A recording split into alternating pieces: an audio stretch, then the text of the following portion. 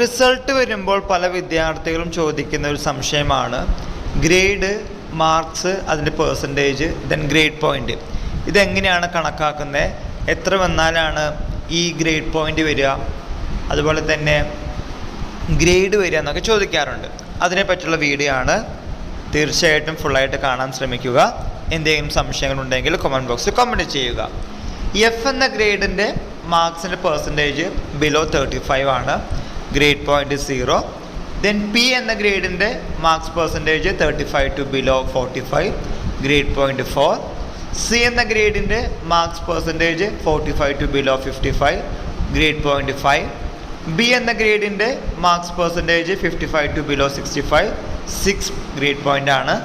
Then B plus എന്ന ഗ്രേഡിൻ്റെ marks percentage 65 to below 75, grade point 7.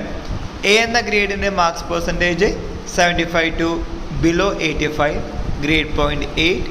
Then A plus എന്ന ഗ്രേഡിൻ്റെ marks percentage 85 to below 95, grade point 9.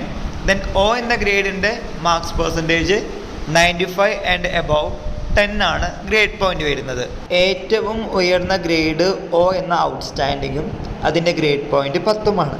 കാലിക്കറ്റിൽ പരീക്ഷ എഴുതുന്ന എല്ലാ വിദ്യാർത്ഥികൾക്കും ഈ വീഡിയോ ഉപകാരപ്രദമായിരിക്കും. പ്രത്യേകിച്ച് 1ാം സെമസ്റ്ററിൽ പരീക്ഷ എഴുതാൻ പോകുന്ന വിദ്യാർത്ഥികൾ ഈ ഒരു ടേബിൾ നോക്കിയിട്ട് നിങ്ങളുടെ ഗ്രേഡ് അല്ലെങ്കിൽ ഗ്രേഡ് പോയിൻ്റ് എവിടേക്ക് എത്തിക്കണം എന്നുള്ള ഒരു ആഗ്രഹത്തോടു കൂടി പഠിച്ച് മുന്നോട്ട് പോവുക.